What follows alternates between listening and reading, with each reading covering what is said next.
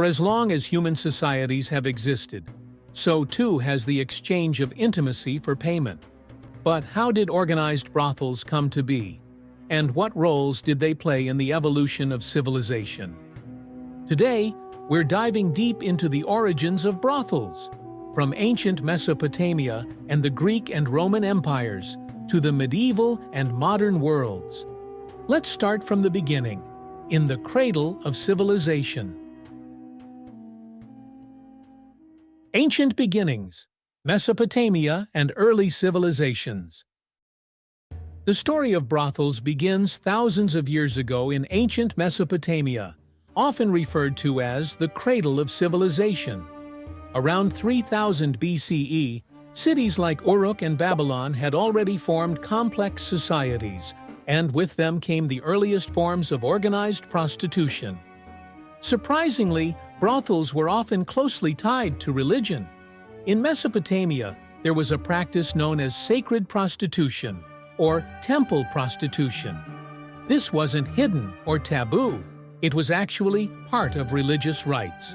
Women, known as Nad-tu in Babylon, would engage in ritualistic sexual acts with men in the temples as offerings to the gods, particularly the goddess Ishtar, the deity of love, fertility, and war.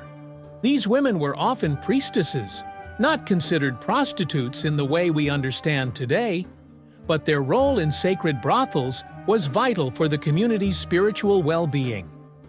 These sacred brothels weren't just places of physical exchange, they were believed to bring blessings to society, ensuring fertility and prosperity for the entire community. These establishments were well-known, publicly acknowledged, and respected. As the idea of brothels spread to other parts of the ancient world, we see them evolve in different ways. Ancient Greece, the first legal brothels. As civilization spread from Mesopotamia to ancient Greece, the practice of prostitution became more structured and commercialized. In the 6th century BCE, the city of Athens witnessed a significant change. For the first time, prostitution became a state-regulated industry, and legal brothels were established under the leadership of the famous lawmaker Solon. Solon's reforms were groundbreaking. He understood the practicalities of life in a bustling city and believed that legal brothels would help curb sexual violence and other social problems. In these early Greek brothels, customers from all walks of life could pay for intimacy, and the industry became a source of revenue for the state. Taxes from prostitution were used to fund public works projects, essentially turning brothels into a civic institution. But Athens didn't just have legal brothels, it also had courtesans called hetairai. These women were much more than prostitutes. They were often highly educated, cultured, and influential in society. They attended symposiums, drinking parties where philosophers, politicians, and intellectuals gathered.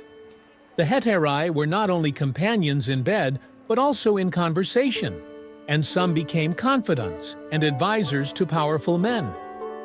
Interestingly, hetairai occupied a social space that was both respected and scandalous.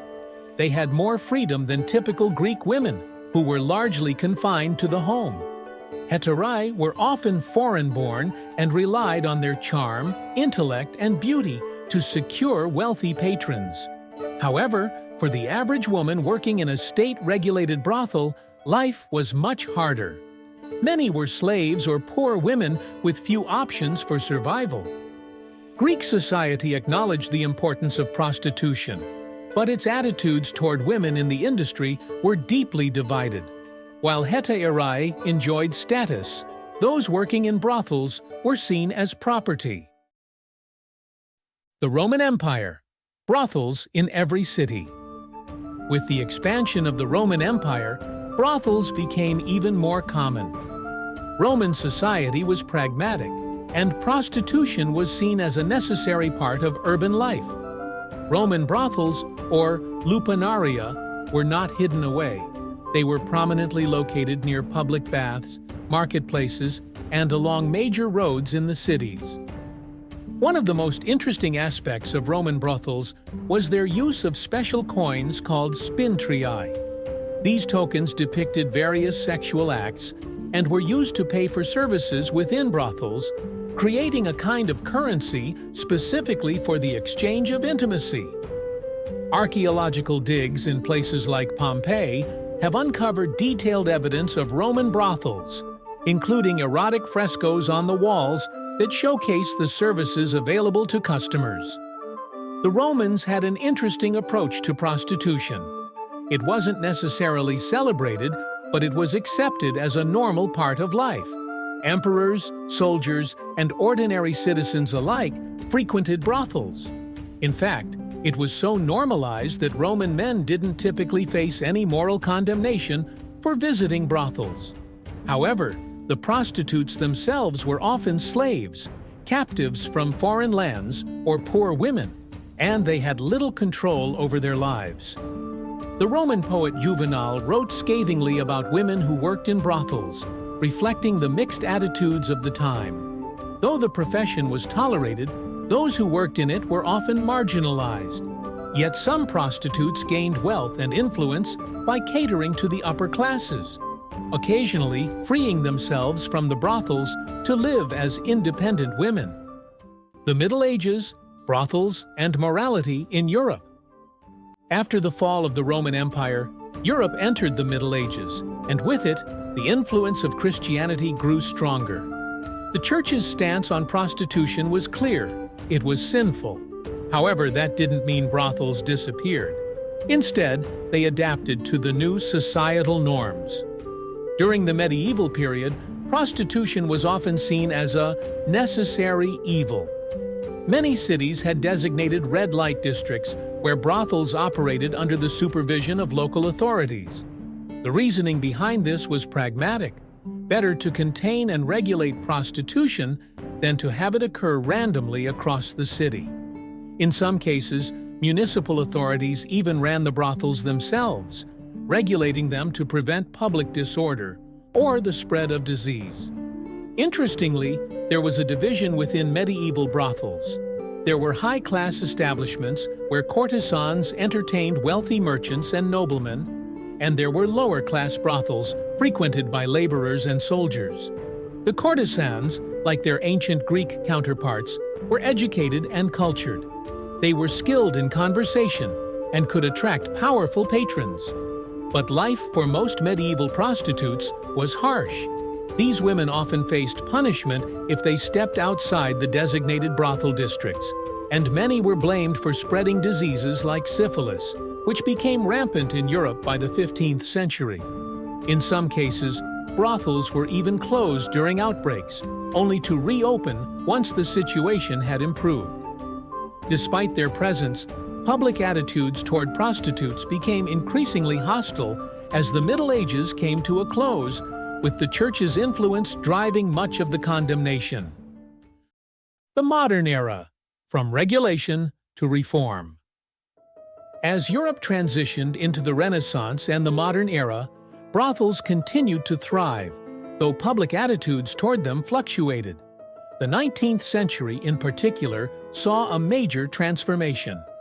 During the Industrial Revolution, large cities like Paris, London, and New York saw a rise in grand brothels, lavish, well-run establishments that catered to the wealthy elite. These brothels were often extravagant, featuring luxurious interiors, fine dining, and even entertainment. The women who worked in these establishments were dressed in fine clothes and were skilled in the arts of seduction and conversation. However, this was also a period of growing reform movements. In France, brothels were heavily regulated under the maison tolérée system, which meant they were legally allowed to operate but were under strict surveillance by authorities. In contrast, in Victorian England, prostitution was viewed as a moral blight on society. The fallen women who worked in brothels were often the target of intense scrutiny and reform efforts. Reformers argued that brothels contributed to moral decay, and many countries began to pass laws regulating or even outlawing them altogether. In some places, like the United States, brothels were shut down entirely, while in others, prostitution was legalized and regulated to ensure public health and safety.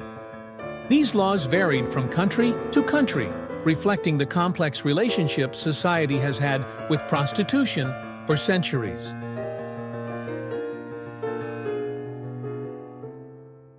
Brothels, evolving attitudes. Fast forward to today, and the role of brothels in society is as complex as ever. Depending on where you are in the world, brothels might be legal, regulated, or entirely criminalized. In countries like the Netherlands, brothels operate legally and are subject to strict government oversight. In other places, like much of the United States, brothels are illegal except in certain rural counties in Nevada. No matter the legal framework, brothels continue to reflect societal attitudes toward sex, morality, and personal freedom. In some cultures, they're seen as a legitimate part of the economy, while in others, they're still viewed with stigma. From the sacred temples of Mesopotamia to the red light districts of today, the story of brothels is one that has shaped and been shaped by society's attitudes toward sex, power, and morality. As we continue to grapple with these questions, it's clear that the history of brothels is far from over.